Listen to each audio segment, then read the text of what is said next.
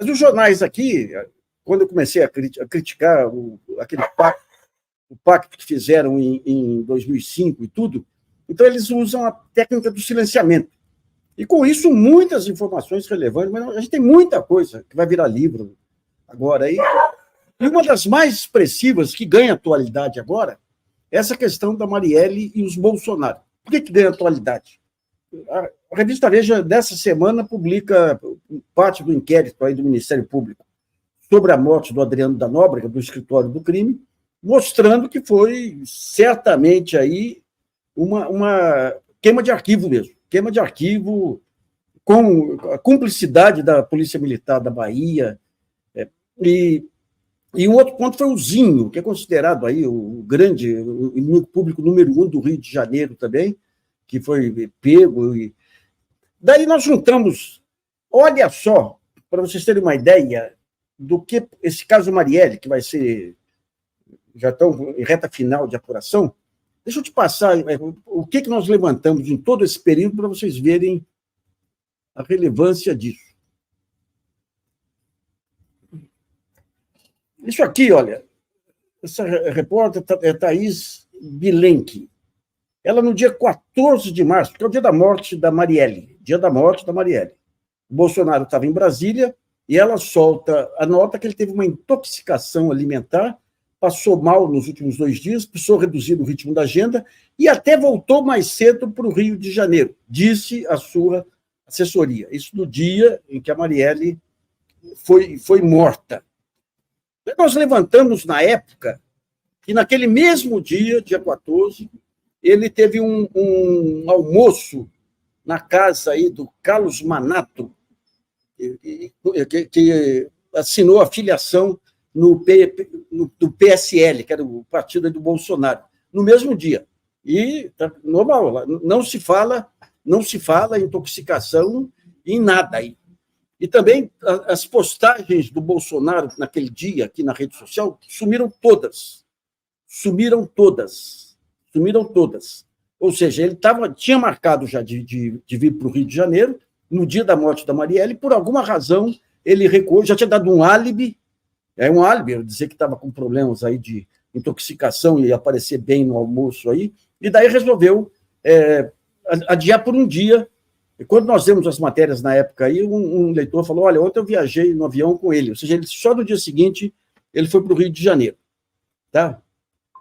Daí nós temos na noite aqui, tempos depois, aqui, 29 de outubro de 19, o Jornal Nacional dá uma matéria bombástica, dizendo que o motorista que levou o Rony Lessa lá para assassinar a Marielle, quando ele chega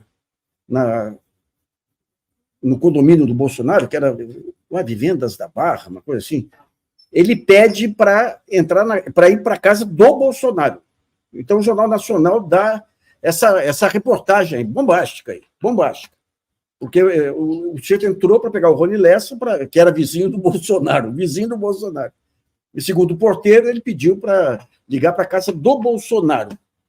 Naquela mesma noite, o Bolsonaro estava fora do país, ele dá uma entrevista, acho que é Terça Livre, aí, esse canal aí, xingando a Globo e dizendo que nesse dia, ele estava em Brasília, então ele não podia ter atendido o telefone se ele estava em Brasília, toda essa história que nós...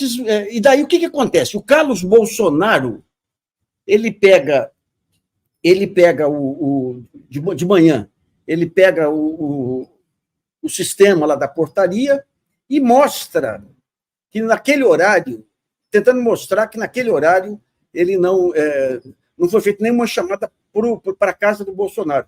Mas aí ele faz uma revelação interessante, que ele não percebeu. Quando ele mostra, tem um vídeo, tudo aí, quando ele mostra, digamos, as ligações do sistema, tem uma ligação para ele às 5 e tanto, na casa do Bolsonaro, uma ligação para ele. Daí você fala, mas como uma ligação para ele, se ele alegou que não estava em casa no dia da morte da Marielle? Ele disse que estava na Câmara de Vereadores, tem a presença dele até um determinado horário lá, mas daria tempo para ir para o condomínio. Teve uma investigação, depois falaram, não, era o primo dele, aquele índio lá que estava na casa dele, não era ele, mas se você vê quando ele mostra aquela chamada, o que era? Era um Uber para pegar alguém na casa. E o porteiro fala claramente: seu Carlos, chegou o Uber aqui. Então, ou seja, ele estava na casa dele, lá no condomínio, na casa do Bolsonaro, no dia da morte da Marielle. E daí o que aconteceu? Na ocasião, uma conhecida me ligou e falou: olha, eu tenho conhecidos lá naquele condomínio e o sistema que tem na portaria não é para PBX. É um sistema que você liga e vai direto para o celular da pessoa. Nós demos isso aí, e daí o que aconteceu? Um blog do Rio mostrou um relatório da administradora do condomínio, mostrando o pagamento aí de 196, ou 501, para um sistema Blue Phone Soluções Tecnológicas. Então, nós fomos atrás, o blog foi atrás. E o que é o Blue Phone Soluções Tecnológicas? Gravação de chamadas, atendimento personalizado, relatório de utilização de todos os canais, integração com outros sistemas, CRM e ERP, e integração iPhone e Android. Ou seja, o álibi, você tem 2 álibis que caíram aí. O álibi que o Bolsonaro não poderia receber ligação porque ele estava em Brasília, poderia receber porque a ligação era para celular. E o álibi do Carlos Bolsonaro, que ele estava na Câmara de Vereadores e foi desmentido pelo próprio vídeo dele. Daí, o que nós temos aqui? Isso aqui foi um mapa que eu fiz na época lá, para vocês terem uma ideia do que era essa barra pesada. Teve 2 operações contra as milícias no Rio de Janeiro, Operação Quarto Elemento e a Operação Intocáveis do Rio das Pedras. Daí, quem que aparece na Operação Quarto Elemento? O Luiz Antônio da Silva Braga, o Zinho, que na época os comentários é que ele que teria contratado, teria feito contato com o Rony Lessa para assassinar aí a Marielle. Você tinha Alain e Alex Rodrigues de Oliveira. Quem são eles? Seguranças de Flávio Bolsonaro. Você tinha a irmã deles, Valdeni de Oliveira Miliga. Quem que é ela? Tesoureira do PSL do Rio de Janeiro, que era do Flávio Bolsonaro. Quando você vem para a Operação Intocáveis do Rio das Pedras, você tem o capitão Adriano Magalhães da Nóbrega, do escritório do crime, diretamente implicado no caso Marielle, cuja mãe e esposa eram empregados pelo Flávio Bolsonaro. Depois se descobriu que ele tinha uma churrascaria ou uma pizzaria, provavelmente com dinheiro lavado do Flávio Bolsonaro. É muita coisa. Daí você pega o major Ronaldo Paulo Alves Pereira, recebeu uma moção de louvor na Assembleia Legislativa do Flávio Bolsonaro. E aqui, ficou pequenininho aqui, mas ele tinha uma ligação com a Michelle Bolsonaro, porque conseguiu... Depois eu vou ver direitinho, aqui ficou pequeno, aqui eu preciso pegar na Câmara de Vereadores. Você tem o Marcelo Siciliano, que foi um dos suspeitos aí iniciais. Ele apresentou um projeto beneficiando um templo para Michelle Bolsonaro. E você tem o motorista Queiroz, que servia Michelle Bolsonaro. Então, você vê que tudo isso aqui eu fiz de uma forma mais organizada, para vocês verem. Aqui é o Flávio. Então, você tem o Zinho e todos esses caras aqui da Operação Quarto Elemento que receberam moção de louvor ou trabalhavam diretamente com o Flávio Bolsonaro. O capitão Adriano da Nóbrega, que era do escritório do crime, que o Flávio Bolsonaro empregou a mãe e a esposa.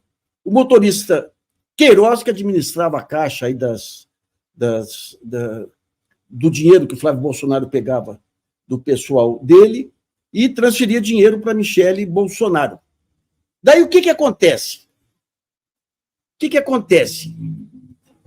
Você tem a intervenção no Rio de Janeiro. Uma das hipóteses que se trabalhava na Polícia Civil do Rio de Janeiro é que a Marielle foi morta por ser contra a intervenção. Foi para criar um fato político. Que nem que você tinha lá atrás, aí, quando você teve a tentativa de jogar bombas para atribuir à esquerda e tudo. E as duas pessoas que mais foram contra a intervenção foram Bolsonaro e o Hamilton Mourão. Por quê? Porque achavam que a intervenção tinha sido um arranjo do Vilas Boas, do general Vilas Boas, com o Temer, para apoiar o Temer nas eleições, tirando o Lula da parada.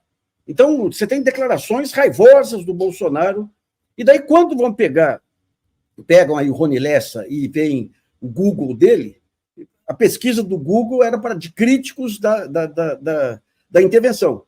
E a maior crítica era justamente a Marielle, que assumiu lá um grupo de trabalho para analisar a intervenção. Então, a ideia era desmoralizar a intervenção, por essa hipótese.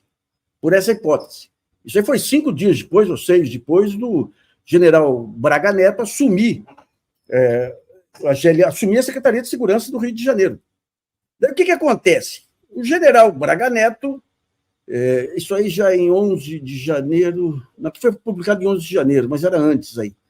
Ele disse o seguinte: poderia ter anunciado o suspeito do caso Marielle, diz esse interventor. Temos suspeitos e uma série de dados ainda em análise. Não queremos concluir essa investigação com a menor margem de dúvida para a defesa. Queremos concluir a investigação quanto antes, mas com a maior riqueza de provas possível. E não fala mais nada a respeito dessa investigação. Não fala mais nada. E daí nós temos, no dia em que Bolsonaro já é presidente, que o general Vilas Boas sai do cargo, nós temos um discurso do Vilas Boas. Qual foi a hipótese? A hipótese aí. Depois eu falo, mas ouço primeiro o discurso do Vilas Boas. Beto, eu peço que seja lida a minha ordem do dia como despedida e passagem de comando.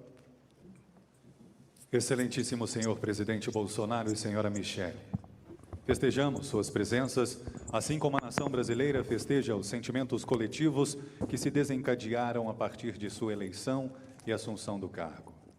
O senhor traz a necessária renovação e a liberação das amarras ideológicas que sequestraram o livre pensar, embotaram o discernimento e induziram a um pensamento único, nefasto, como assinala o jornalista americano Walter Lippmann, abre aspas.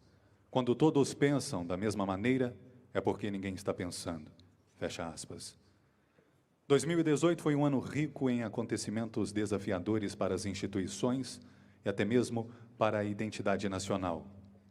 Nele, 3 personalidades se destacaram para que o rio da história voltasse ao seu curso normal.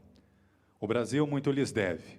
Refiro-me ao próprio presidente Bolsonaro, que fez com que se liberassem novas energias, um forte entusiasmo e um sentimento patriótico há muito tempo adormecido.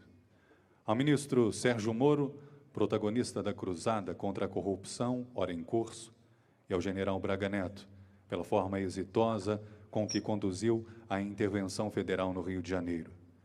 Todos demonstraram que nenhum problema no Brasil é insolúvel.